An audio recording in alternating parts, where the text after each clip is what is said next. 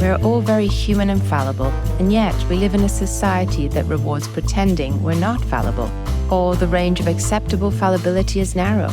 We are constantly comparing our insides to other people's outsides and feeling inadequate and guilty, even ashamed. Trying to blend in means parts of ourselves must disappear, and we must then live in fear that we will be found out.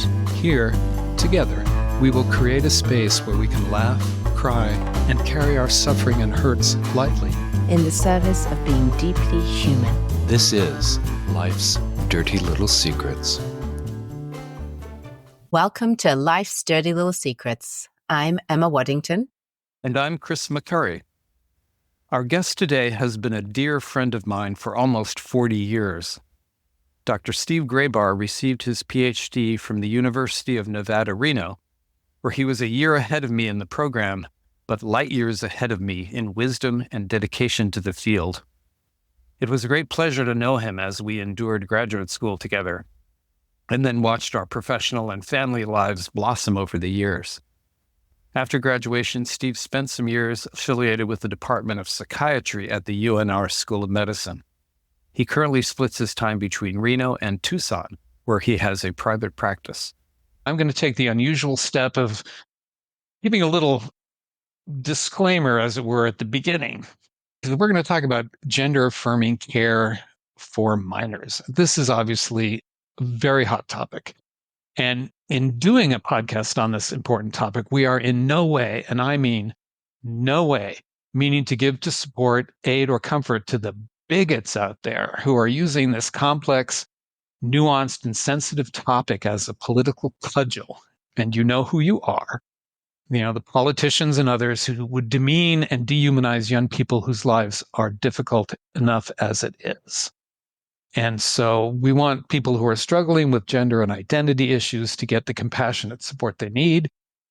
And as we've done for a long time on this podcast, we want any person seeking help to be supported by good science.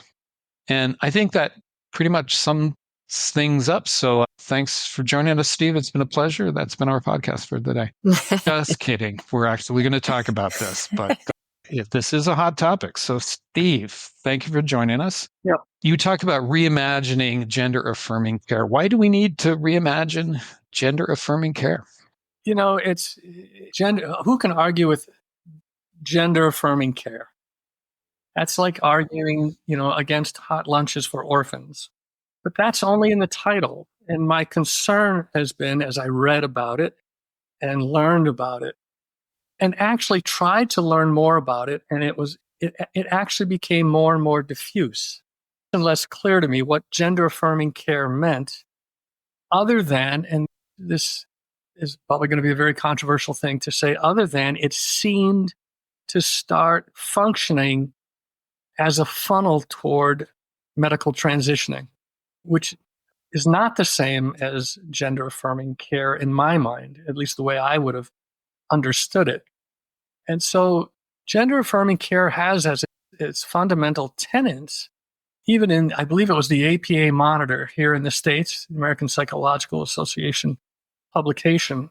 And its fundamental, or its foundation, is taking kids' claims at face value, believing what kids are saying, and assuming that kids know exactly what they want and what they're talking about, and are even intellectually as well as emotionally capable of articulating their thoughts and feelings in ways that I know adults struggle to do, and I struggle to do, around conflictual or complex or difficult topics. And it seemed, I know it sounds stereotypic, that, but I am worried that gender-affirming care has functioned of late. And there's been a lot of discussion in some articles and some whistleblowing and now lawsuits about how it has functioned to bypass mental health care, mental health providers, and really is sort of streamlining many young people into the process of medical transitioning.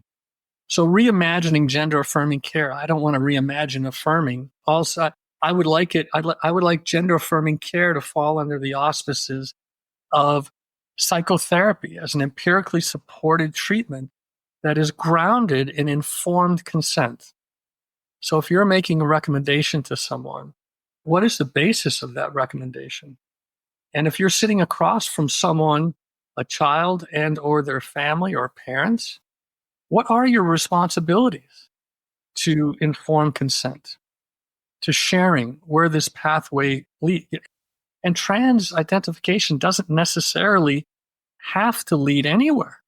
And I think in a psychotherapeutic relationship, that's exactly what can happen. The potential for that to happen seems greater to me. And there might be greater confidence if they do choose to medically transition. But right now, I think that mental health people are being viewed by many in the trans community and community as gatekeepers, as letting some people in and keeping a lot of people out. And that's an affront to the patient's autonomy. I think in some ways it's a recognition of children's vulnerability and families' vulnerability to and around this issue. Does that help? Does that make sense? Or is that Absolutely. confusing? No, it's a good statement of the position that you're taking in this paper that you've written that I do hope gets published. Did you say it was accepted somewhere? It was accepted, and then upon being accepted, it was unaccepted. And that's really, it's striking because there's a little section in this paper about how the controversy surrounding this topic is influencing clinicians as well as researchers, as well as what people are willing to publish, what other people are willing to research or to even talk about.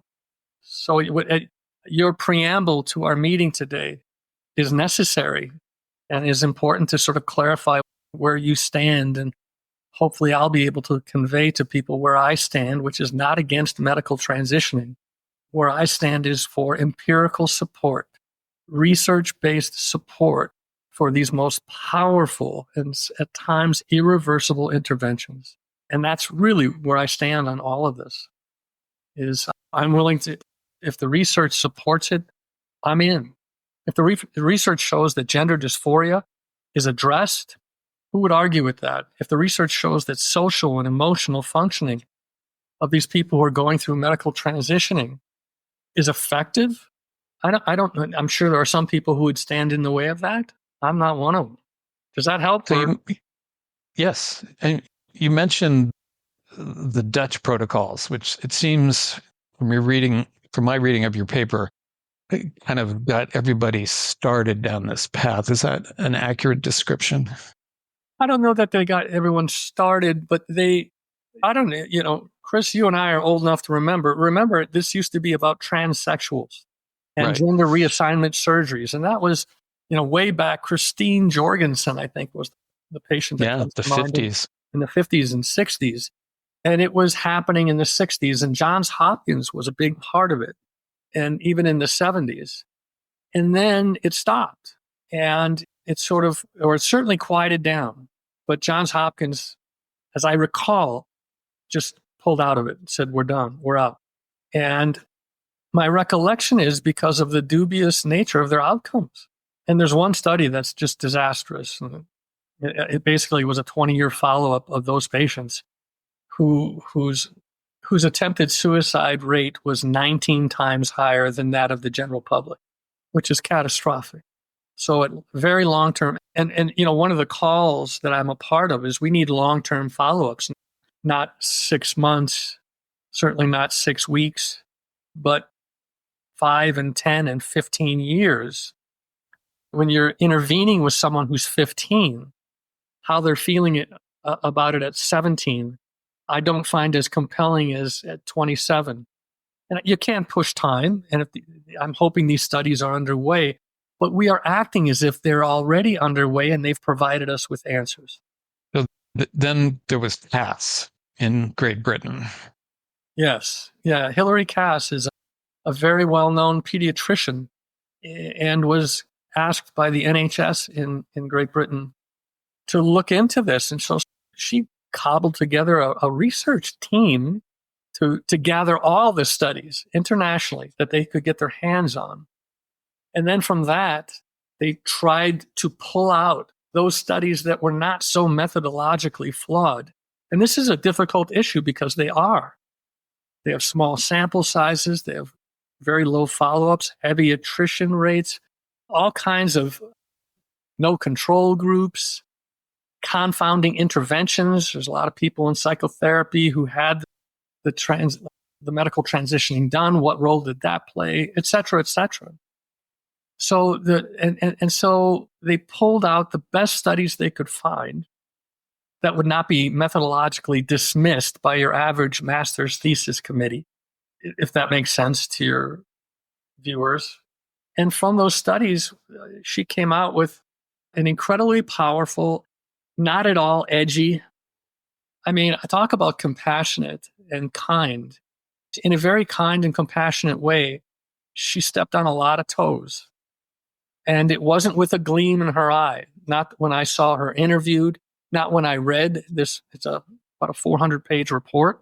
She said with a gravity, and I'm very sorry, but we don't have the evidence that we need to support these dramatic interventions. We just don't. It's not there.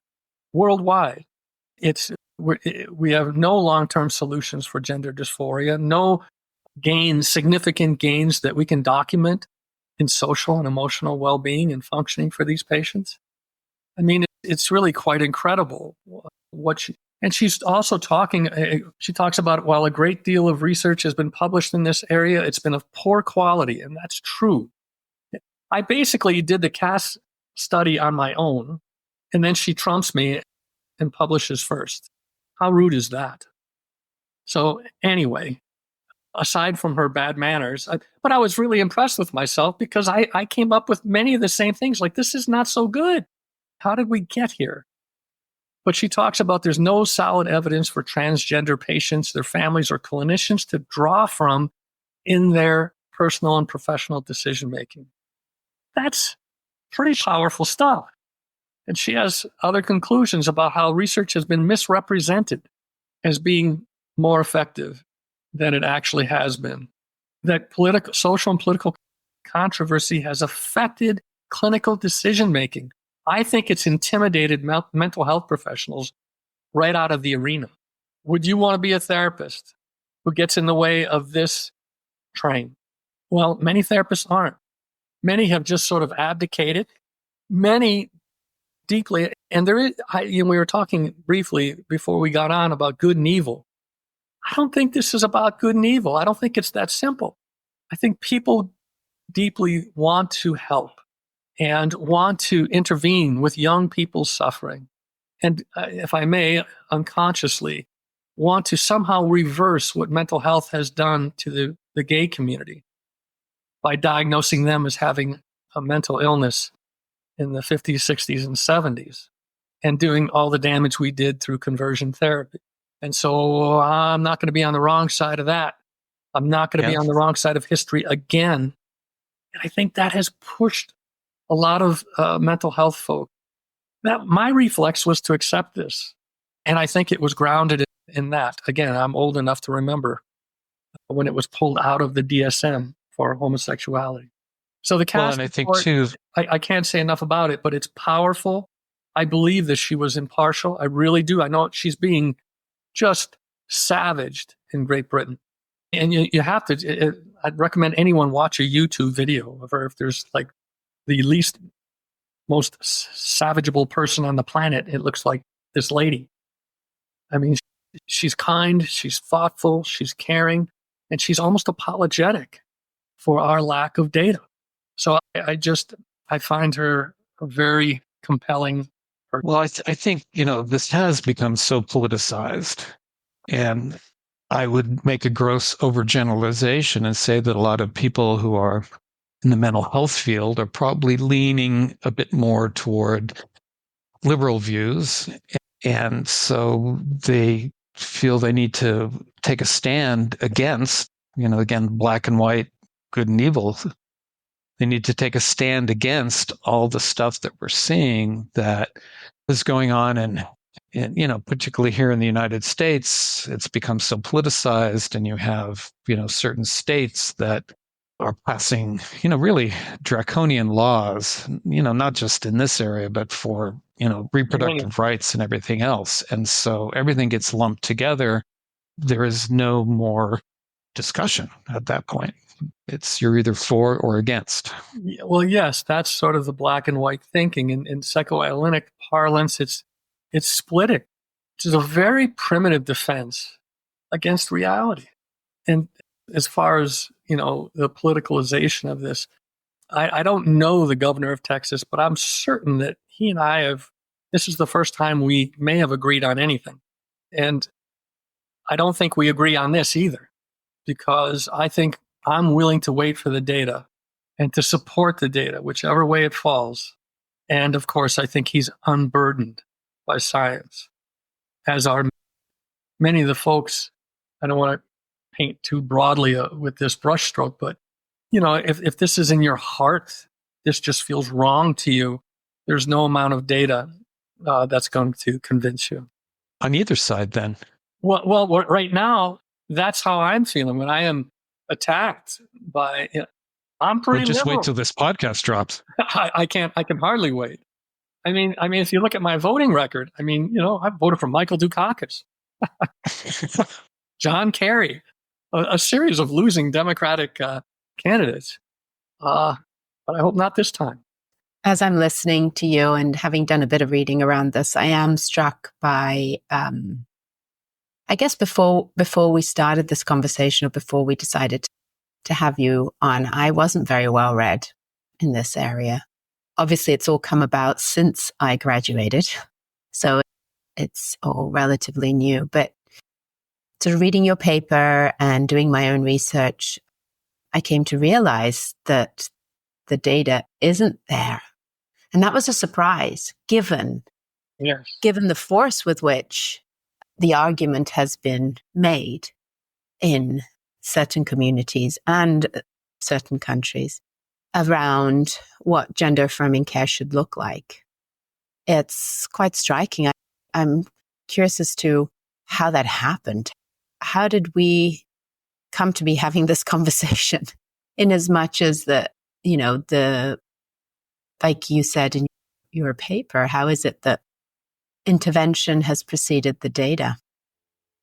And that's the first thing that really got me rolling, was that somehow treatments and interventions have preceded data.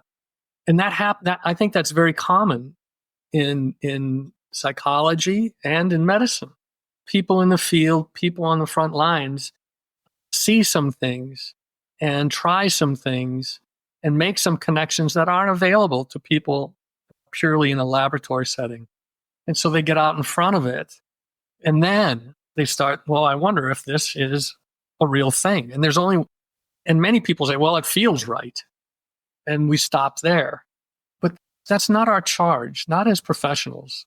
It's to take it back to a research setting and to weed out, that's what the scientific method is.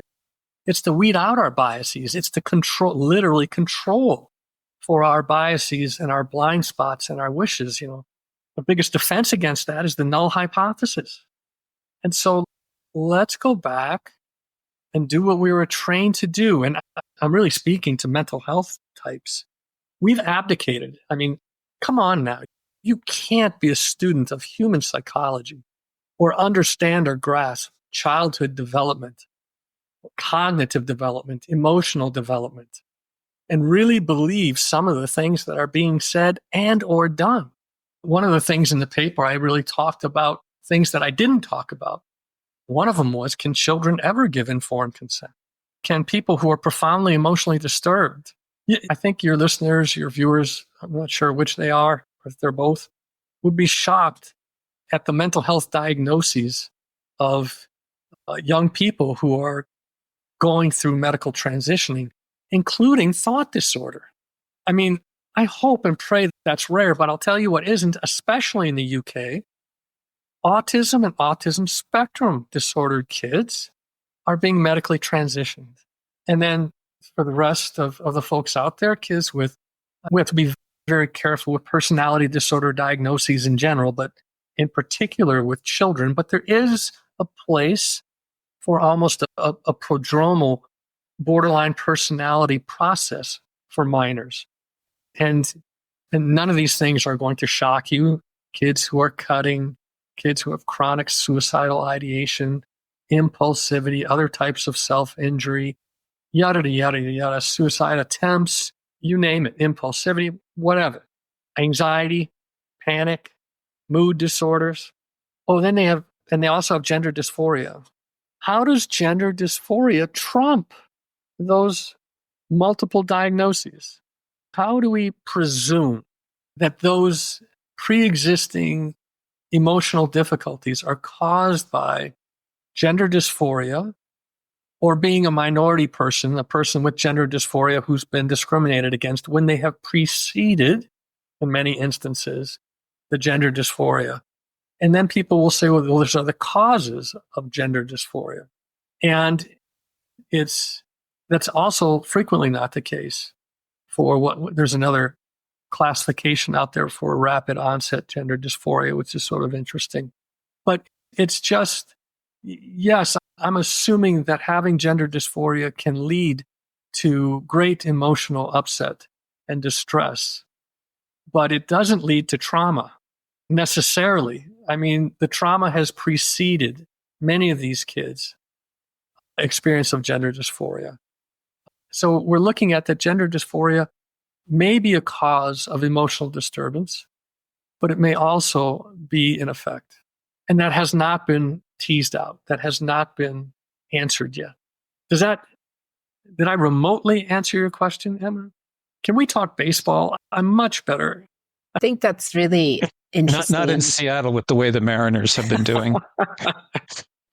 I think what's interesting with you, what in my reading, preparing for this, I think I was of the assumption that my understanding was that gender dysphoria, because of the stigma, the discrimination, the bullying, leads to many mental health issues. And that, therefore, there's the argument, right? The issue is the gender dysphoria because of the context that it creates, and that the mental health issues that come about afterwards. But reading the Cass work and reading your work, I came to realize that actually it's much more contextual. The gender dysphoria doesn't happen in and of its own. It happens in the context often of many other mental health issues that sometimes precede. Gender dysphoria is actually, I think in some cases, I fear that I might be right, but I'm certainly willing to be wrong, is a problem-solving approach to kids with some profound emotional disturbances. It's a way to try and explain. There's a lot of discussion and research that many of these children, if not socially transitioned, and that's another topic that should get the three of us tar and feathered, is if they're not socially transitioned, if they're loved and supported and allowed to be who they are, will naturally accept their natal sex, their birth sex. By the time puberty, which is so dreaded and feared, like so many things that we dread and fear, that once we start to move through it, it's actually strengthening. It's cohering. It helps us make sense of so many things. Going into it, I don't know what kind of car washes they have around the world, but if those multi-purpose car washes, well, I'm always a little anxious right at the beginning, right at the mouth of that thing. I'm a little tight, but all of a sudden I'm feeling pretty good about myself when I'm 3/4 of the way through and I can see that there's light at the end of the tunnel. I can still escape my car if it gets stuck in there. Well, that's how it is for so many things that are anchored in anxiety, is exposure. And I hate to sound so banal, but exposure-based living is the way to live. It involves healthy risk-taking. It involves approaching those things that we fear. And what we are doing with puberty blocking is probably one of the most high-tech avoidance strategies one can imagine for kids who, in many research, the range is, well, there's a number of studies that say it's 80% will desist with their trans identification. that's a brutal number if we are transitioning a significant number of those. I talk about social transitioning, that social transitioning is very effective. If kids are socially transitioned between the ages of 6 and 7, by age 12, Can you define that quickly? it's using a different name, using different pronoun, different dress, and sort of being allowed to move in the world as if I were allowed when I was a boy to move in the world as a girl. And this is at school and at home and other places. And so it is very much very reinforcing, very positive and very powerful experience. And in this one study I read, 60% of those kids, by the time they turned 12, had remained trans-identified and had begun puberty blockers. So you can see how the numbers don't fit up; they don't match. And one of the most important findings in the Cass report is that we cannot distinguish transitory from enduring trans identification. And the more I read, that gender discontentedness is almost developmental, and especially so for girls. And it's striking to me that girls in the study of detransitioners by Littman were most likely to report feeling forced or pushed into transitioning.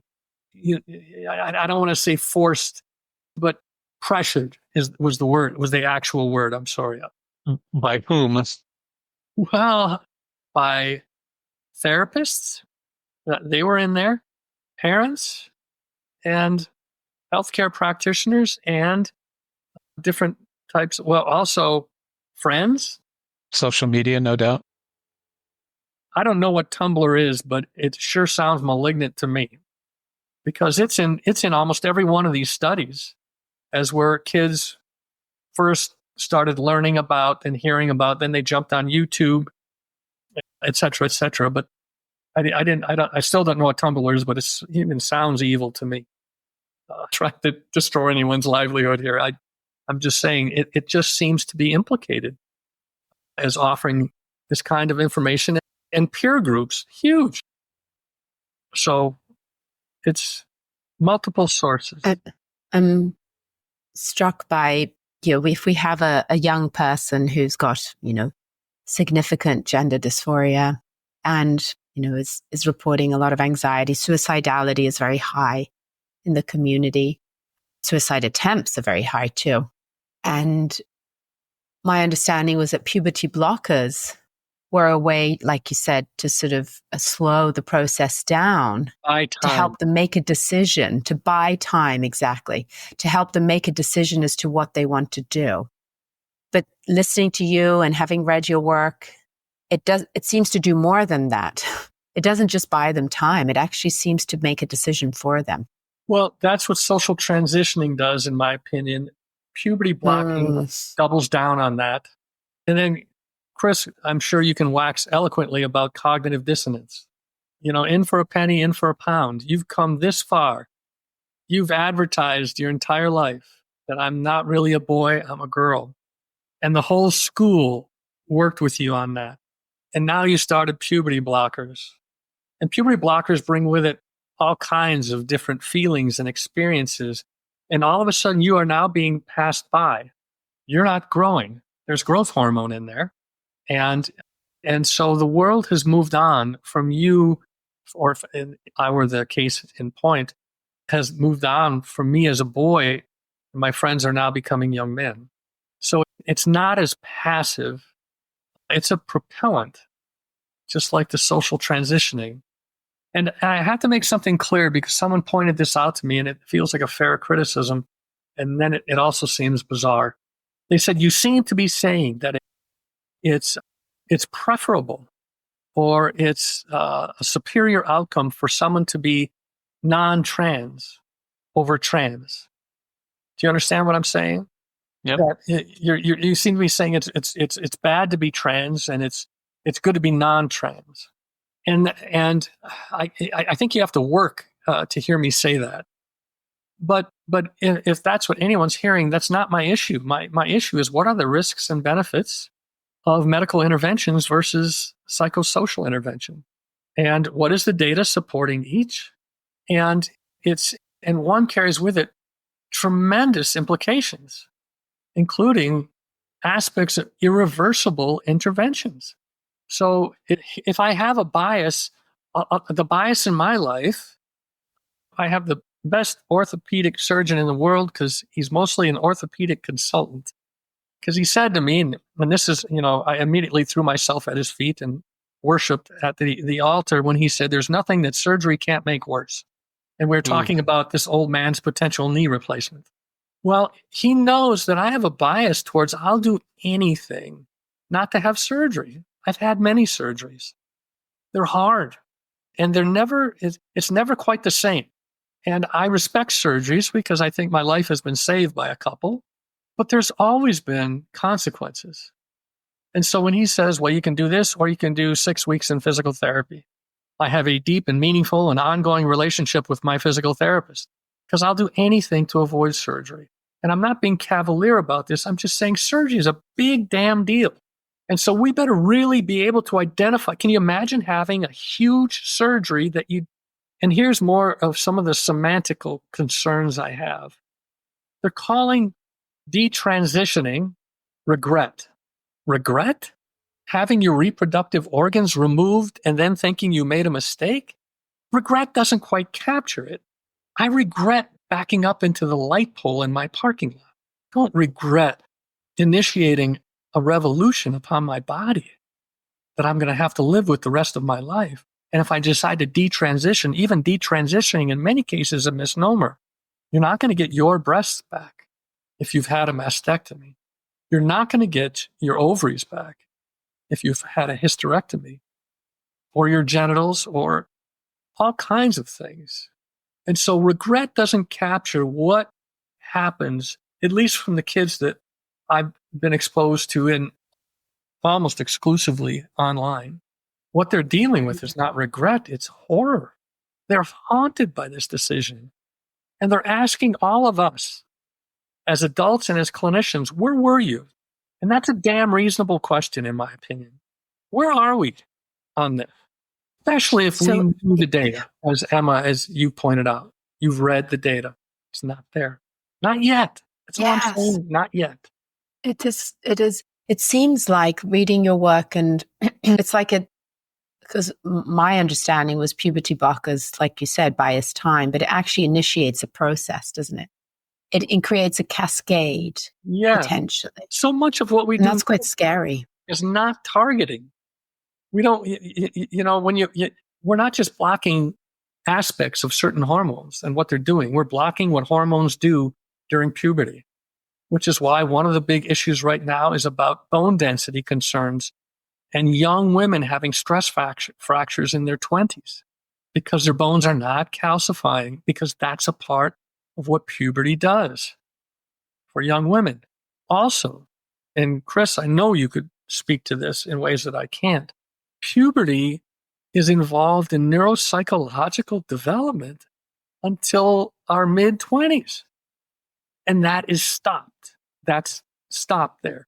The research is not clear how much is lost, but there's some suggestions about what is missing neuropsychologically or cognitively when we initiate this.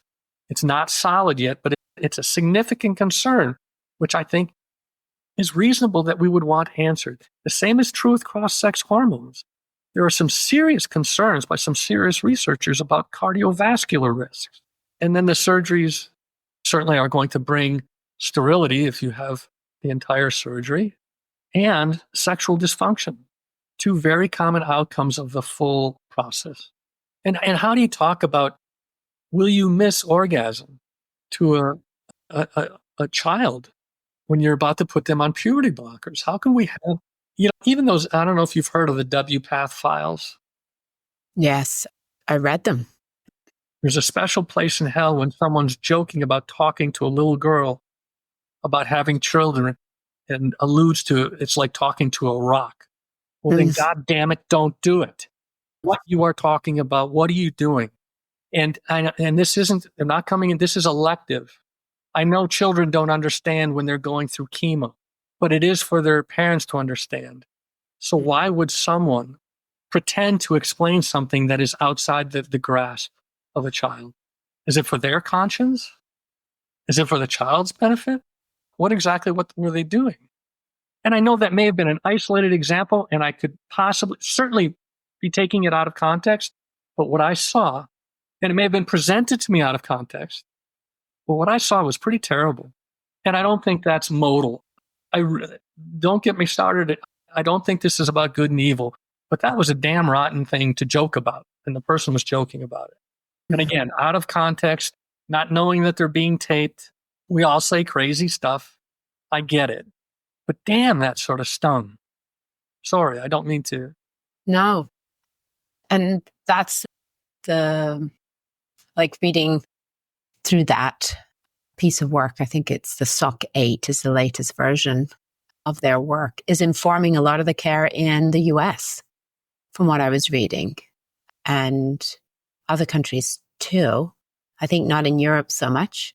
I think what's just striking me is thinking that we all want to do the best for these young people and these children. I mean, nobody's denying that, we want to take care of them. And it's really scary because some of them are really distressed and very unwell.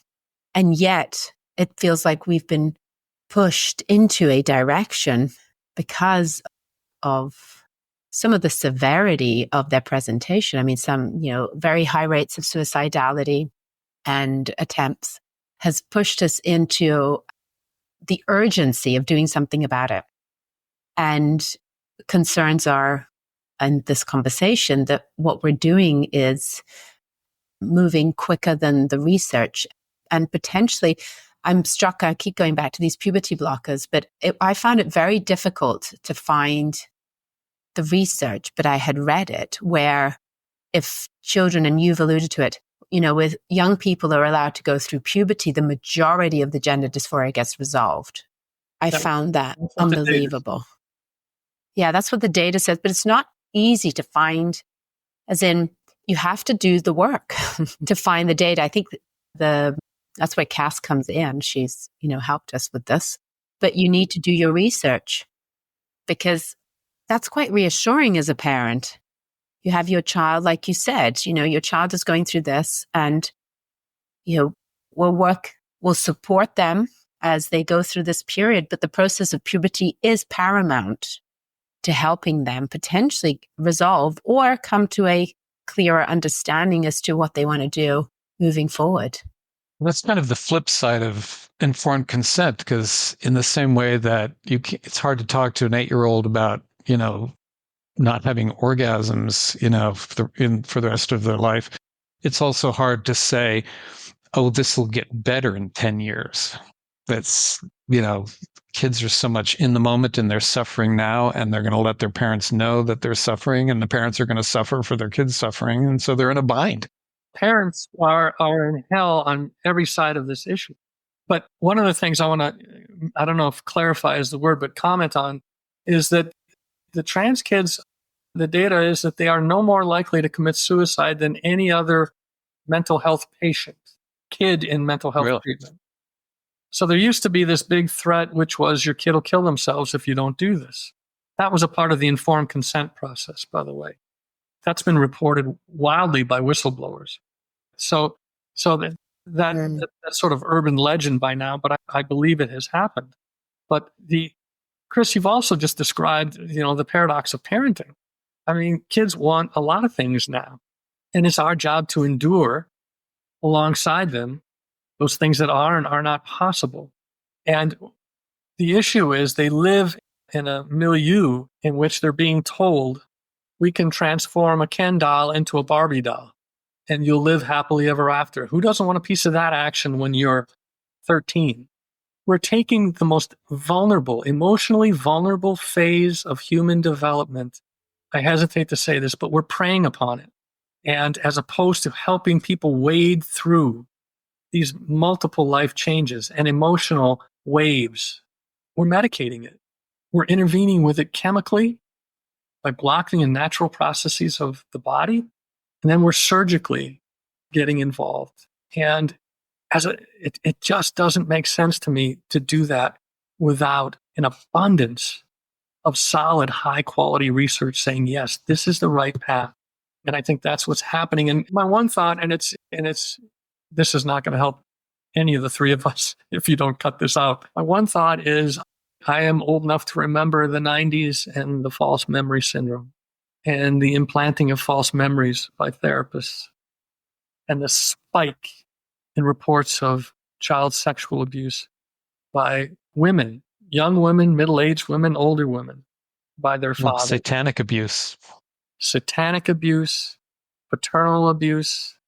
And then the corollary to all that was the proliferation of multiple personality disorder. This is a true story. I have people who identified themselves as therapists and saying, yeah, boy, this is a hard week. I've got 17 multiples on my caseload. So I actually think, and the hockey stick, the data, we're cruising along like this, and all of a sudden, 2008, it's skyrocketing. And just, that's a phenomenon. And it looks a lot like a social contagion. And people argue that, left-handedness skyrocketed when we stopped making kids use their right hands, in school. Mm-hmm. So, people say, well, it's just, we're no longer, suppressing or repressing this stuff. But, I do think there is a great deal of social pressure. And in the same way that there are websites for, anorexia, pro-anorexia websites. And I was hearing recently about websites encouraging kids to be estranged from their parents if they feel, victimized or traumatized. On many websites and many platforms, parents are being vilified as the enemy to your freedom and to your transitioning and to your happiness and to your true self. And to that extent, I hate to sound too crazy, but that's how cults work. They sever those ties in which there's going to be a semblance of reality and truth. And there's also a sense of historicity that can wade through this with kids. And yet parents they're being vilified. That's where most of my clinical experience is really in this area, is with parents. What do I do not to lose my kid? And what they're doing is they're exchanging surgeries and medical interventions for holding on and having a relationship with their kid. I mean, they're hostages. So if we do reimagine gender affirming care, what would that look like? Of course, I have my bias. I think that family therapy is crucial to make sure that this parental alienation doesn't occur, that psychotherapy and empirically supported psychotherapy and empirically supported interventions start being developed, that this needs to be the beginning. We've allowed ourselves, I think, out of fear and intimidation and also heartfelt beliefs, perhaps, to be pushed aside in theorizing, in researching, and in intervening with these patients. And so gender affirming care affirms the gender dysphoric experience and how difficult that is. But it generates additional solutions, possibilities, and develops a level of relatedness where one can challenge the all or nothing thinking, the black and white thinking, the splitting that goes on, and the intensity of these experiences. It's holding the line for reality. And it's not just stepping back and sort of saying, believing kids. They have this feeling. None of the three of us believe our feelings are totally and completely accurate representations of reality all the time. We have to step back from our feelings. Most good therapy helps us accept our feelings, observe, and be curious in order to understand our feelings, not to be slaves to them. It's a very different process than this is what you're feeling. This must be true. Or people who have similar feelings are trans. That's the sort of helpful advice that kids are giving other kids. And denying the social contagion to this. When there's 5 girls in the same friend group presenting, that's not the lifting of a prohibition against a oppressed minority. That's a social psychological process that is affecting oftentimes vulnerable kids and kids who want to belong. And at the same time, there's a part of me, this is where I began, I believe there are truly trans kids, but I think it's a fraction of what we're seeing. That's my fear, is that we are way off in those numbers. So I guess in a way, it sounds like a compassionate stance in that it's a journey with the parents, with the young person, with the therapist to make sense of what's happening before making a decision whether to transition or not. And I guess this idea of buying time it's not about buying time. It's actually about let's do some intervention socially and emotionally to see what's happening, how they can function to the best of their ability, given the different complexities. Like it's much more nuanced and complicated in a way. I don't want to meet oversimplification with oversimplification. I think this is very complex. I think it's very difficult work. I think it'll be very challenging. And one of the things that we could do, in my opinion, as a culture or in our society, is what they've done in Europe, which is no medical transitioning before the age of 18. Yeah. That takes it out of the parents' hands. Yes. And it takes the pressure off parents that this is the way it is. This is the law. We're going to support you through this with all the love, understanding, and acceptance that we can muster, and we're going to get help doing that.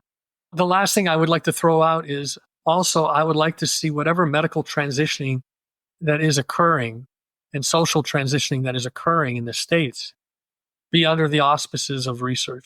Because if this does not have empirical support, a scientific base, then it's experimental. So then it should be truly occurring in an experimental and research context.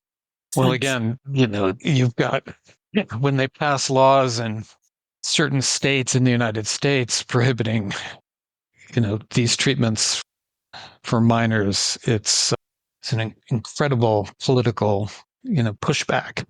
And I think that's where all the things that you're describing get drowned out.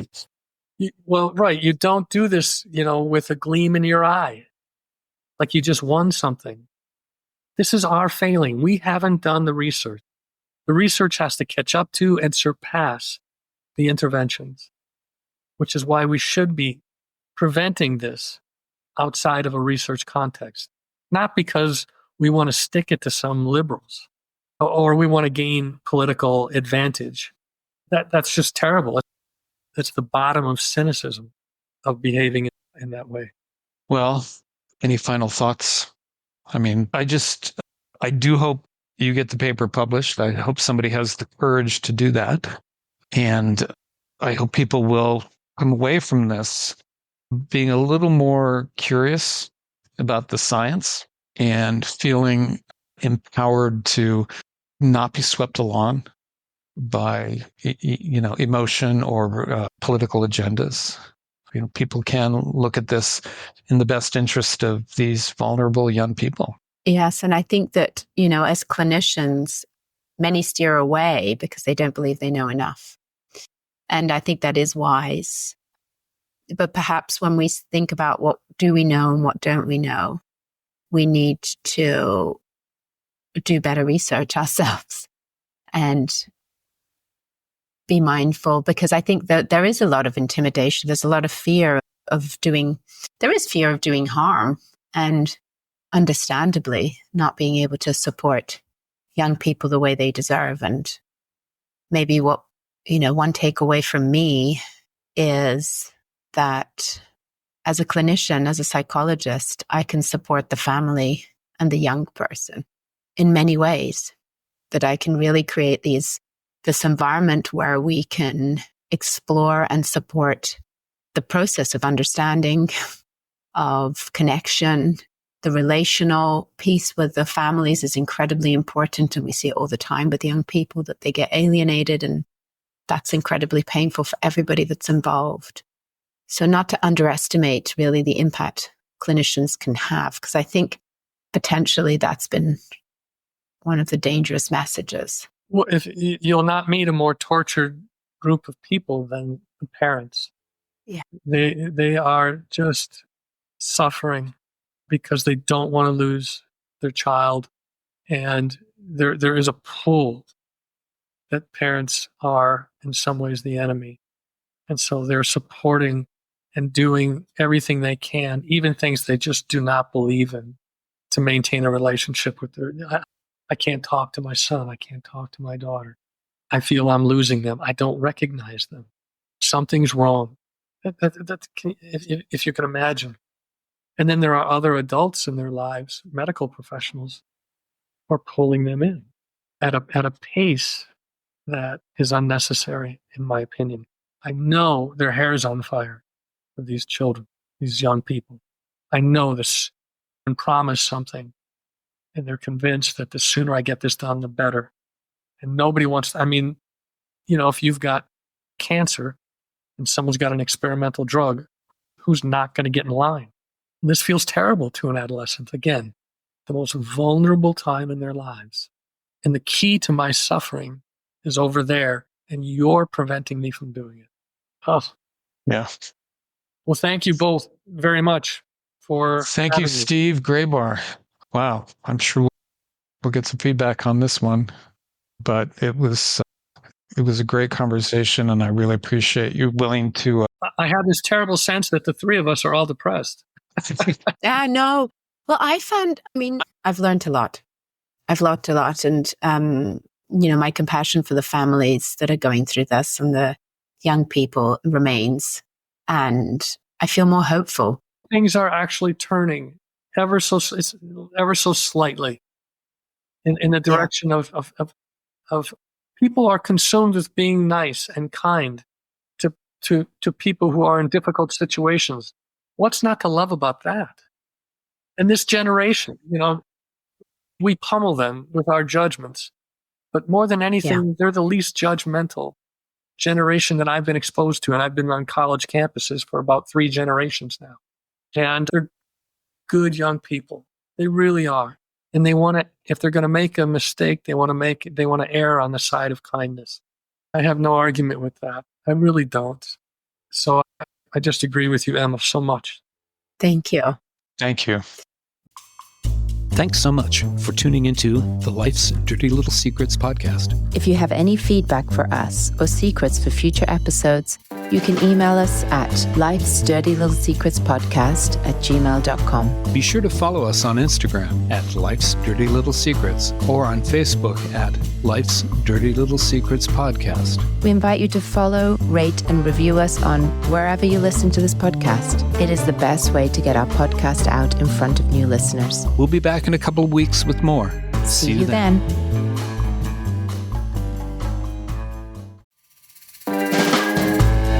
We're all very human and fallible, and yet we live in a society that rewards pretending we're not fallible, or the range of acceptable fallibility is narrow.